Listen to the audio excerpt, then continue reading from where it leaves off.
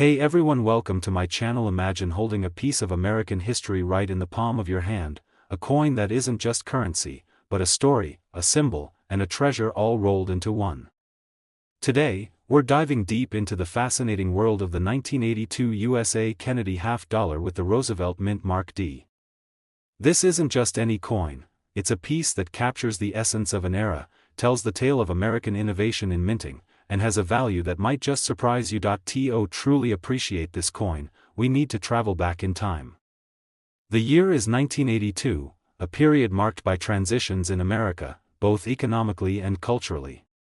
Ronald Reagan was in his first term as president, the Cold War tensions simmered just below the surface, and the country was embracing change. In the world of coinage, 1982 was a notable year because the U.S. Mint was navigating challenges with metal prices and production costs, which directly impacted the coins they produced. The Kennedy Half Dollar itself has a rich history dating back to 1964. Created as a tribute to President John F. Kennedy after his tragic assassination in 1963, the coin quickly became one of the most beloved pieces of American currency. Its design was intended not just as money, but as a commemorative tribute, symbolizing hope and progress after a national tragedy.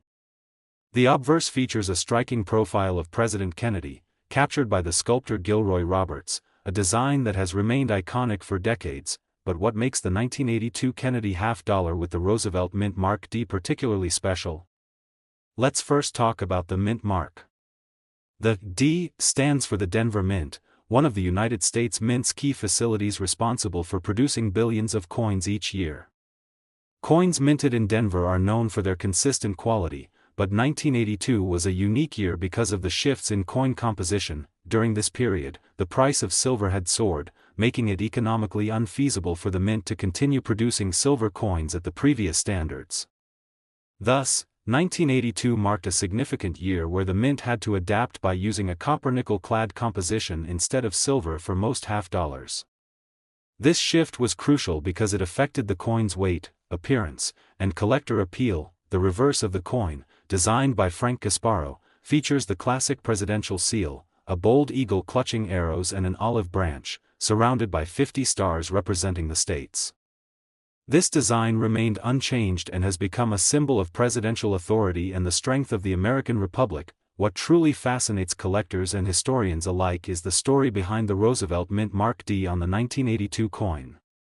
During this time, the Mint was experimenting and optimizing its processes, striving to maintain quality despite the change in composition. The Denver Mint's output was known for its sharp strikes and well-preserved details, which made these coins particularly attractive for collectors looking for high-grade specimens. Collectors often seek out coins with specific mint marks because they can represent variations in rarity, quality, or even small production quirks.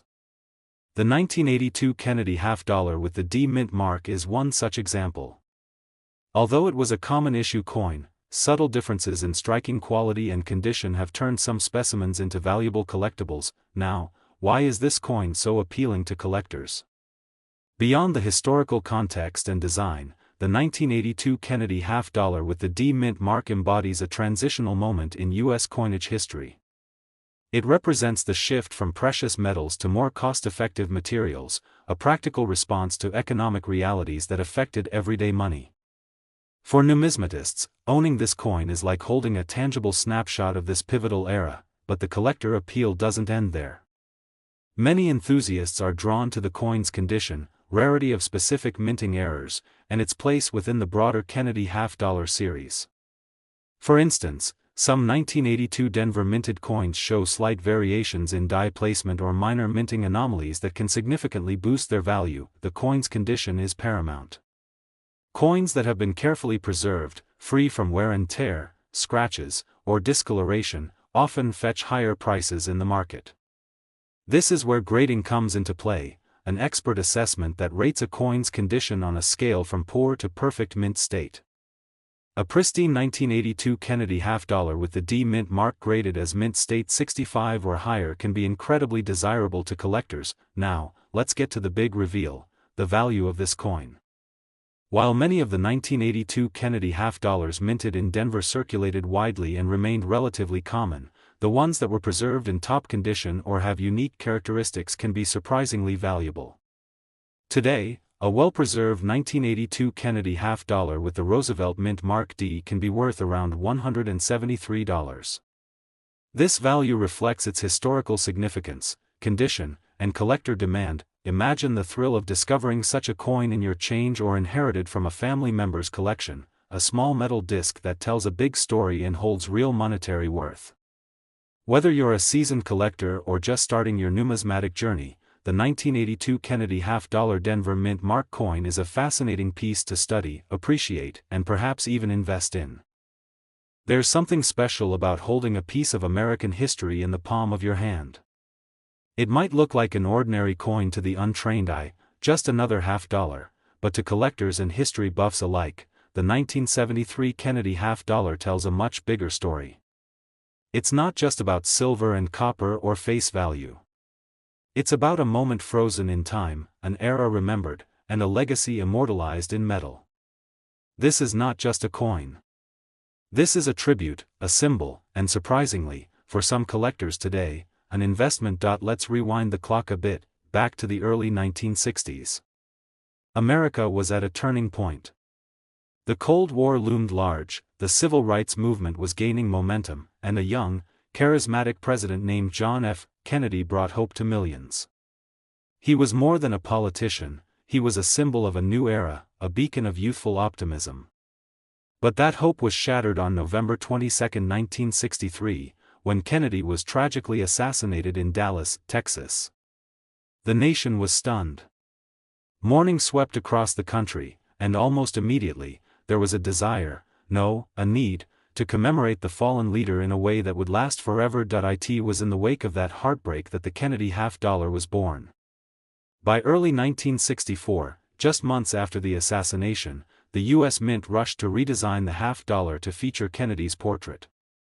It was a collective act of tribute, not just by the government but by the American people, who lined up at banks to get their hands on the coin. And ever since, the Kennedy Half Dollar has been more than just currency.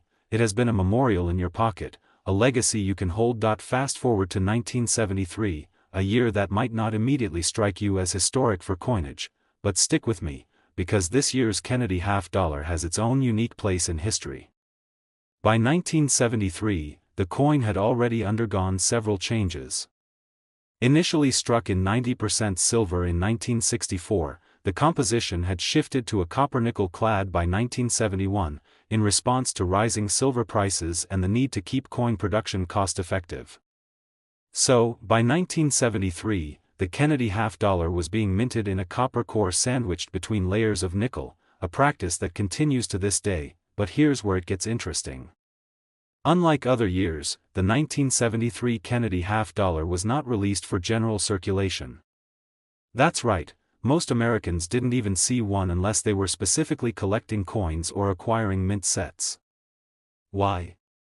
Because in 1971, the U.S. Treasury made a major shift in its coin distribution policy. Half dollars were being stockpiled. People just weren't using them in everyday transactions. So by 1973, the mint chose to limit public distribution, focusing instead on producing coins specifically for collectors. This decision instantly made the 1973 Kennedy Half Dollar more scarce than many of its predecessors and successors. Collectors soon realized that not all 1973 Kennedy Half Dollars are created equal. Quality, rarity, and even minting location started to play major roles in determining a coin's desirability and its value.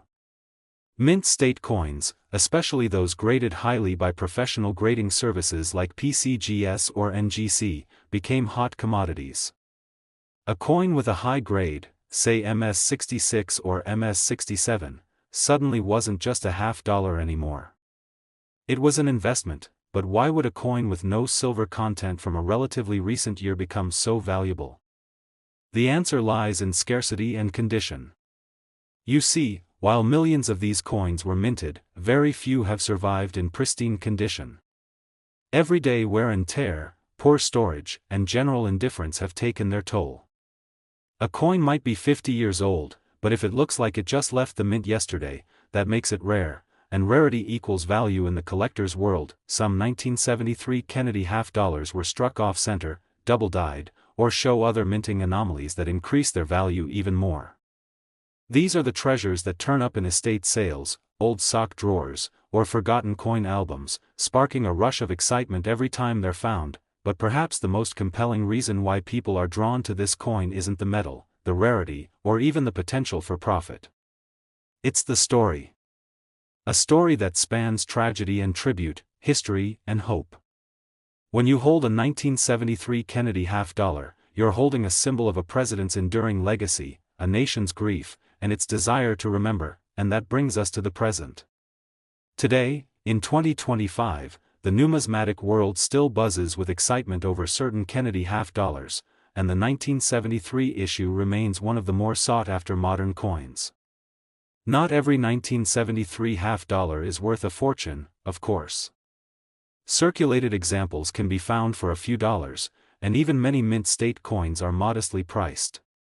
But when you find one that's truly exceptional, one that's been preserved perfectly, graded professionally, and perhaps even features a rare error, that's where things get exciting. So next time you come across a Kennedy half dollar, maybe in a junk drawer, maybe handed to you as change at a flea market, take a closer look.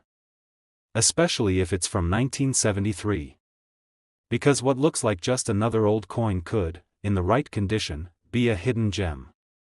A tangible piece of a legacy. And possibly, a small fortune in your hands. Thanks for watching, and remember, every coin has a story. Sometimes, it's worth more than you think.